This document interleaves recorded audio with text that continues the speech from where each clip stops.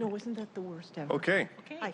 Good morning. Good morning. Thank you for being here for our regularly scheduled briefing on July 15th. A few things just to mention before we go around the table. We are joined by Councilmembers Bagshaw, Pacheco, Juarez, and Gonzalez. And if there's no objection, the minutes of the July 8th, 2019 meeting will be approved. Hearing no objection, those minutes are being approved. Just want to mention, I'm sorry? I don't have an objection. Well, silence is consent in my rule. After this meeting, I do need all of you to know that we have a select committee on civic arenas that will start at 10:30. I'll be co-chairing the meeting. Of course, Councilmember Juarez is the co-chair as well. We have 3 items to talk about, and I do need a quorum there, so we want to start right at 10:30. As I said last week, the first hearing, our first matter will be the Seattle Center Arena Sign Overlay District legislation, followed by the Seattle Storm Key Arena Facility Use Agreement amendment, in other words, amending the agreement with the Storm. And then the other one is a property transfer relative to the Skate Plaza site. And so let's try to get 5 members there so we can start that one on time. I have a proclamation I want to pass around for signature for Carolyn Riley Payne. And many of you know Ms. Payne. She's been active in the community for over 40 years, most notably active as the Vice President of the Youth Council at the NAACP, and extremely instrumental in this, I think it's called the SO program, the ACT SO, which stands for Afro Academic, Cultural, Technological, and Scientific Olympics program. Many notable people have passed through that program over the 40 years, and she was appointed to this program 40 years ago for a 1-year stint in our area is run this program just magnificently. And so she'll be here this afternoon, and so there's a huge celebration of her accomplishments at First EME Saturday, which was very well attended, so we wanted to honor with a proclamation. So I'll pass it around for signature. And although Councilmember Gonzalez may talk about a proclamation, she is interested. Why don't we just take that now while we're in the habit of talking about proclamation? I know Councilmember Gonzalez has a proclamation she's circulated around. Go ahead, Councilmember Gonzalez. Thank you, Council President. Good morning, everyone. I am pleased to pass around a proclamation to recognize Latinx Pride, which will occur this Saturday, July 20th from 5 to 10 p.m. at El Centro de la Raza in the Beacon Hill neighborhood. So really excited about being able to not only have a joint proclamation from this city to declare July LGBTQ Latinx Pride Month as a follow-up to June's Pride Month, but this is really an opportunity for us to recognize the contributions in an intersectional manner, the contributions that the Latinx LGBTQ community has made to the broader LGBTQ movement. Also really want to extend my gratitude and thanks to Council President's Office for working with us on identifying a manner within the council rules that would allow the City Council to be a sponsor of this really important event. It's a small event and they need a lot of resources to be able to pull it off, and I think this is really an important part of the values at the City of Seattle. So we'll be a sponsor of this event in the amount of $2,000. Really welcome everybody to join this Saturday if you are available to. It'll be a great celebration of the Latinx community who identify as transgender, lesbian, bisexual, gay, two-spirit, queer, or otherwise gender or sexuality non-conforming. So I am passing around the proclamation now and would appreciate your signature and your support. And again, if you're able to attend and join us this Saturday, that's July 20th from 5 to 10 p.m. I am pleased to be able to attend myself personally and will be presenting the proclamation to the organizers and members of the community on Saturday. Thank you.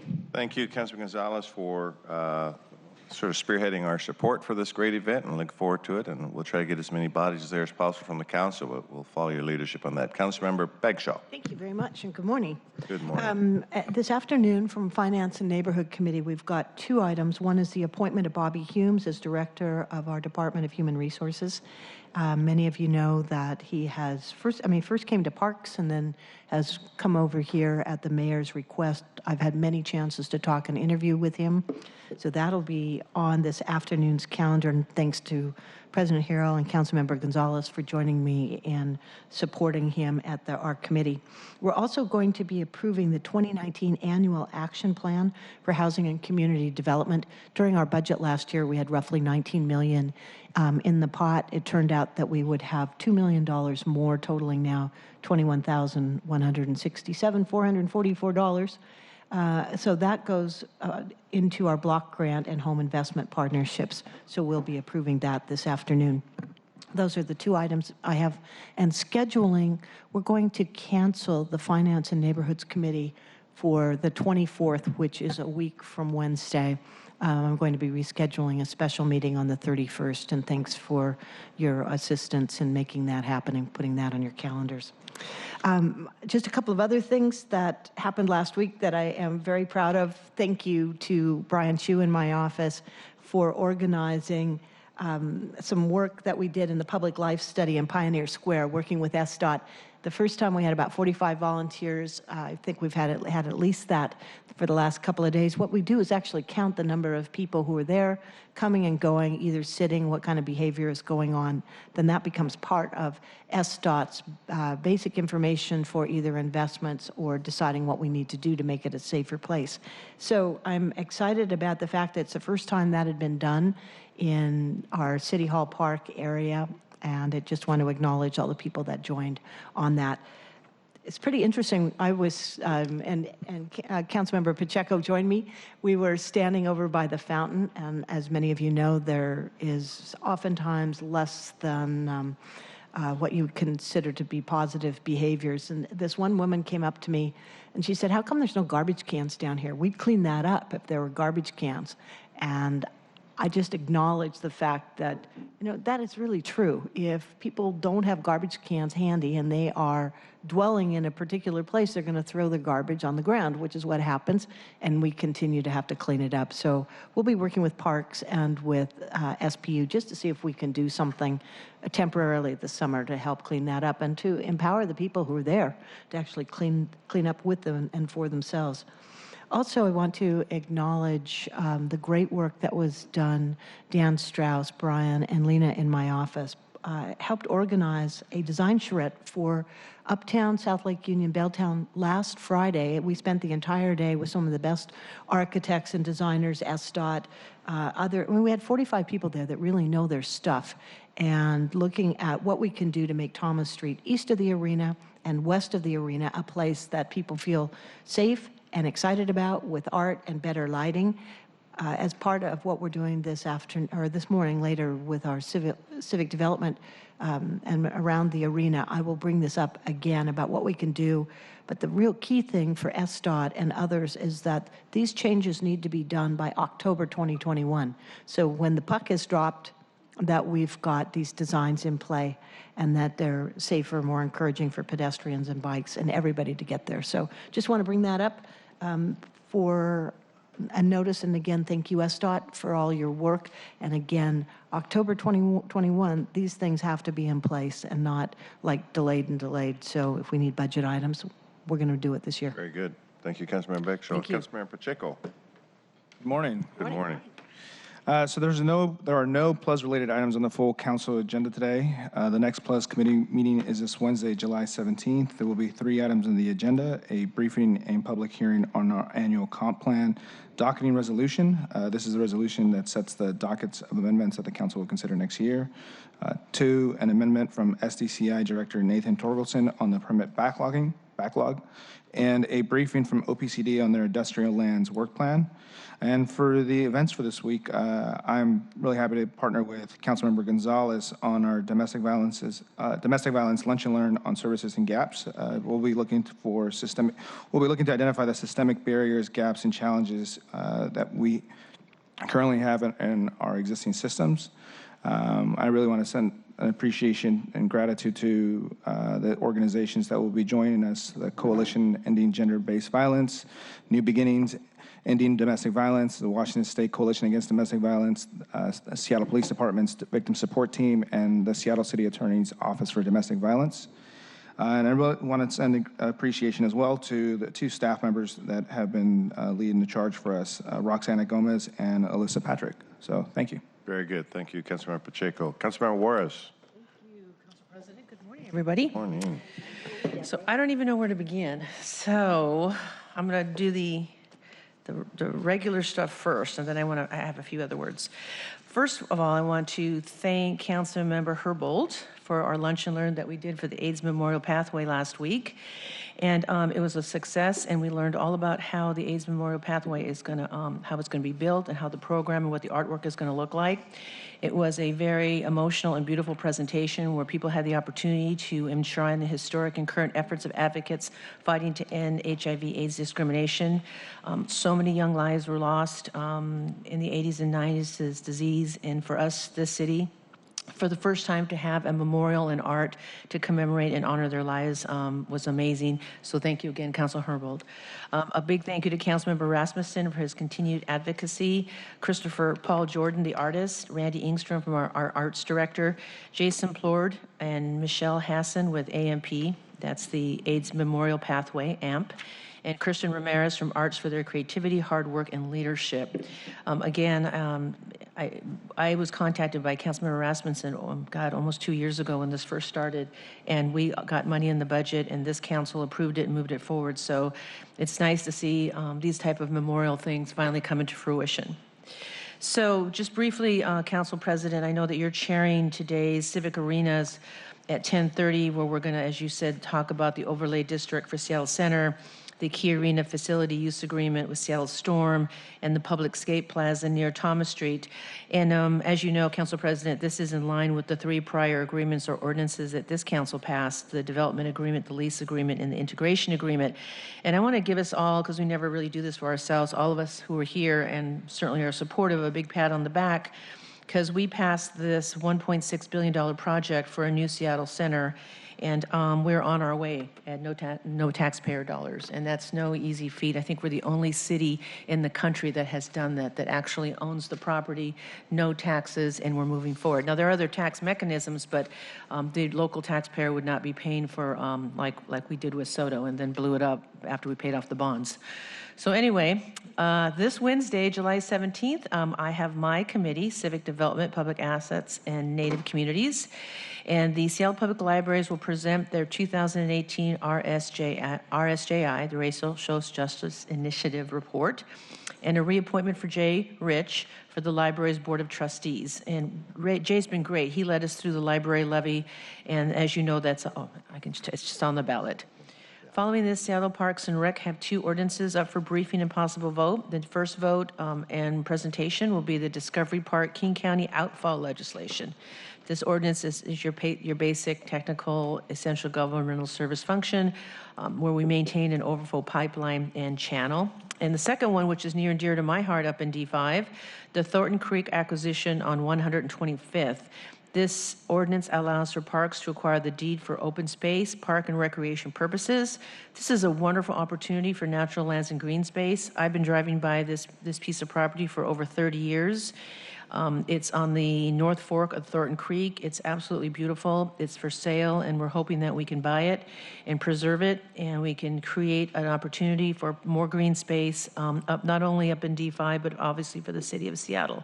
So I look forward to the committee and the briefing and what we're going to learn about how we can purchase this property.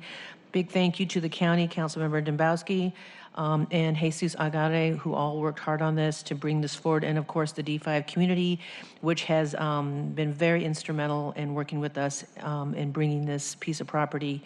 And it's literally 6 blocks from my house, so I feel a little like I'm going to benefit a little bit more than everybody else. The last SIPNA meeting before our August council recess is scheduled for a special meeting for Wednesday, July 31st at 12 to 1:30. Just to let you all know, I think I may take a page out of Councilmember Gonzalez's notebook, and since I'll be turning the big 6-0 next Monday, I might have to take that day off, not sure. Hey, do it, okay? The boss said do it, I'm going to do it.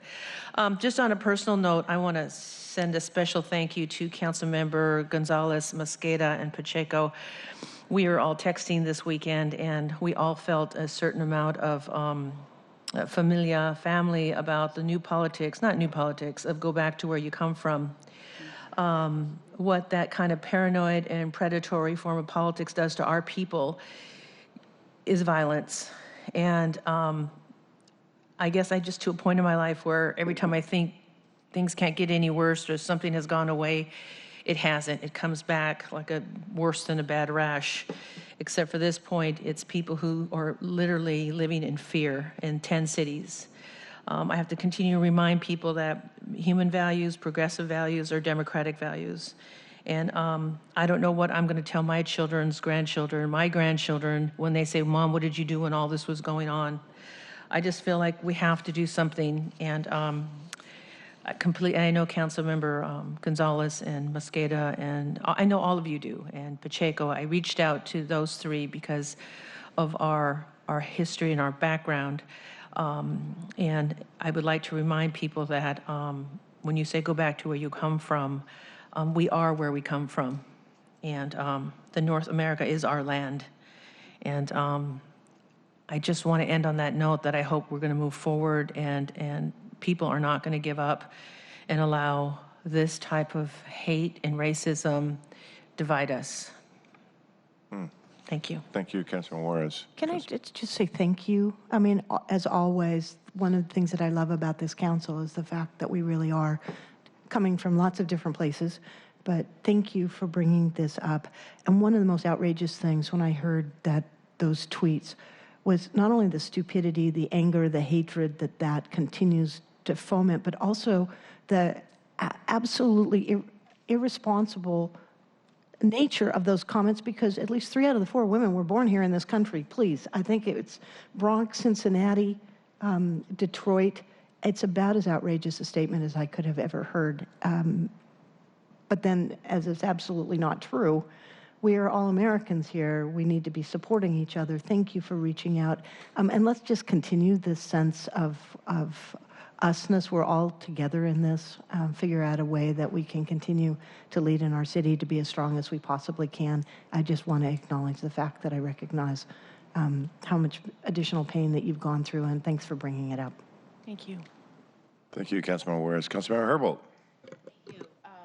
So in the interest of, as Council President Carroll says... Councilor Herbold, is your microphone on? Sure enough, thank you. In the interest of showing leadership, as Councilmember Harrell says, I have a very short report today. I have Regional Committee update, attended Puget Sound Economic Development Board last week, attending the Flood Control District Board this week. And then on Sunday, I just want to say a few words about the fact that the South Park Library is having a reopening celebration. For those of you who don't know, there have recently been some refurbishments done to the library. It was closed for 2 months, and the improvements that have been made are to support the changing ways that patrons are using the libraries and to make the branch a more enjoyable, useful place to read, study, and collaborate. And the event will be happening Sunday between 2 and 5 p.m., and there will be a variety of festivities. I hope people can join us. Thank you, Councilman Herbold. Councilmember Mosqueda. Good morning, Mr. President. Good morning. I announce that there's going to be 2 items on today's full council agenda from the Housing, Health, Energy, and Workers' Rights Committee. The first is a bill that I'm very excited about, and I believe all of you are as well. That's amended Council Bill 119542. This ordinance relates to provider inflationary adjustments for our human services or social service contracts. I just want to say thank you to a handful of you for engaging with us on writing amendments, and to all of you for being at various various hearings over the last 6 months and for providing your input as we try to identify ways to lift up our social service providers who especially are providing services to our most vulnerable. As you'll remember, last year in the budget, we allocated a 2% increase to both non-general fund and general fund contracts in last year's budget cycle. We also committed at that time to trying to find a way to stabilize that type of adjustment so that every year where there's an inflationary adjustment, the contractors don't have to worry about how they're going to make up the difference. And the reason that this is so important is we're talking about services for youth development, senior centers, community clinics, folks who are serving those who've experienced domestic violence and sexual assault, also helping to prevent that type of situation. Those who are working in food banks and meal programs and homeless shelters, as well as prevention from falling into homelessness by providing housing assistance. We talk about this being the backbone of the social service network in our city.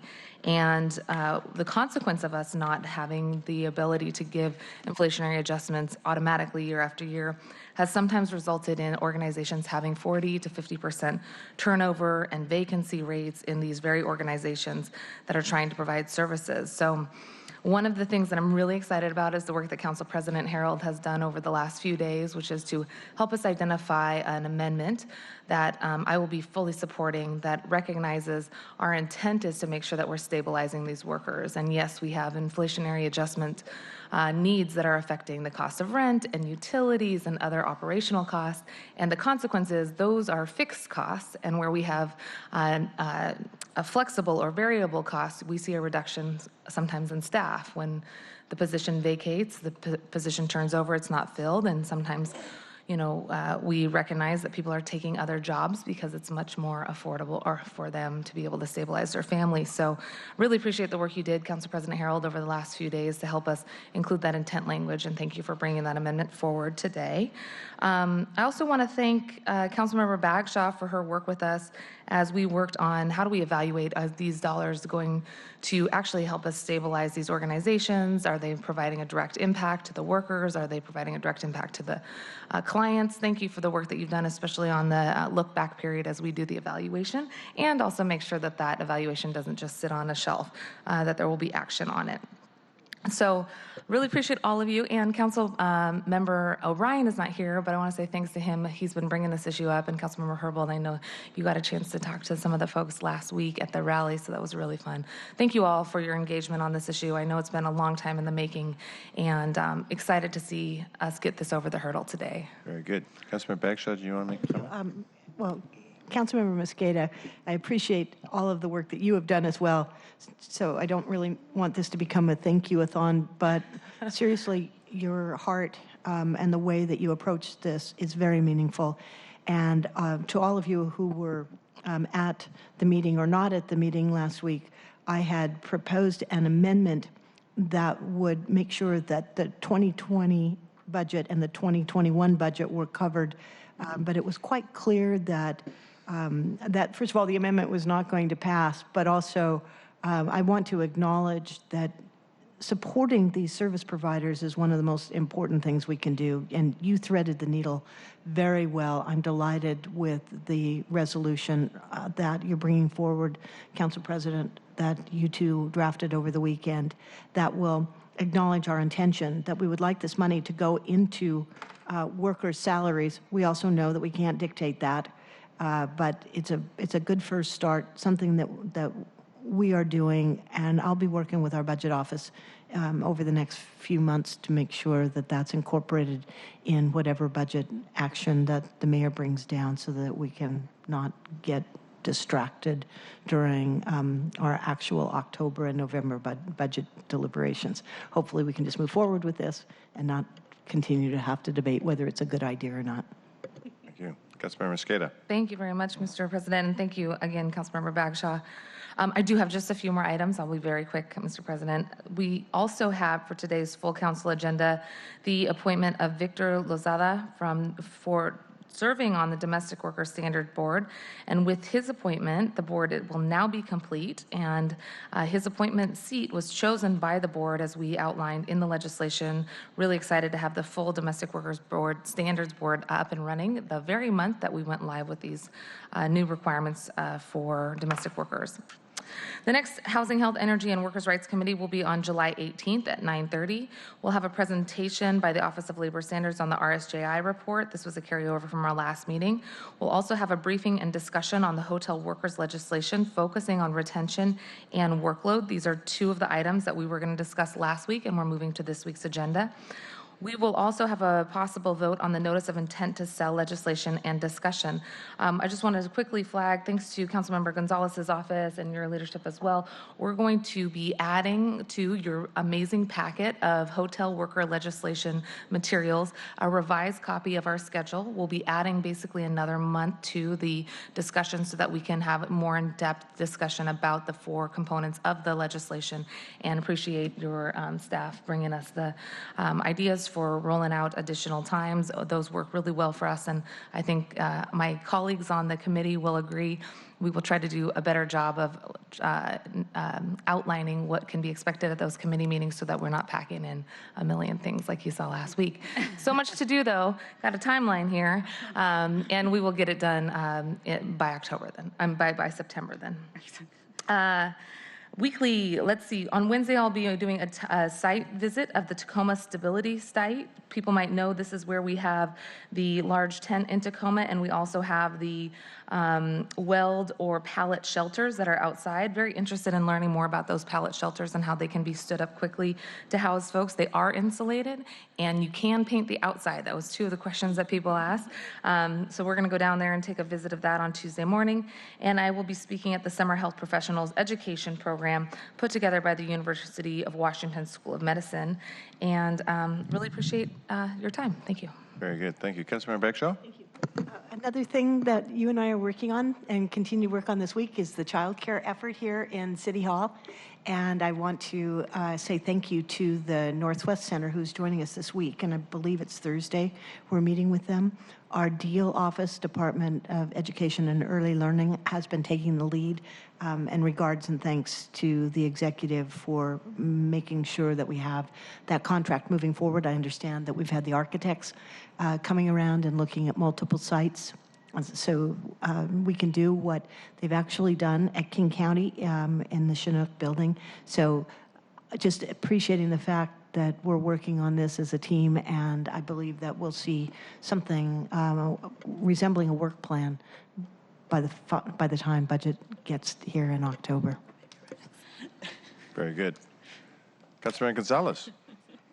Thank you. Nothing on this afternoon's agenda from my committee. You've already signed the proclamation, and Councilmember Pacheco spoke about my special committee this Tuesday. That is all. That's strong leadership right there. See that? Okay, so that will conclude our preview of today's actions. We want a full quorum here at 10:30 for our select committee on civic arenas. Huge project for this city, so look forward to seeing everyone at 10:30. With that, we'll stand adjourned.